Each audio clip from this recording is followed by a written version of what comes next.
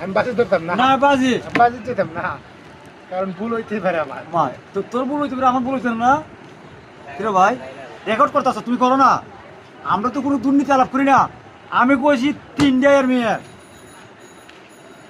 এ কইছে 4টা, এ 4টা আমার দায় দিব, এ আমার কইছে আমার জুতাতে ফিকব।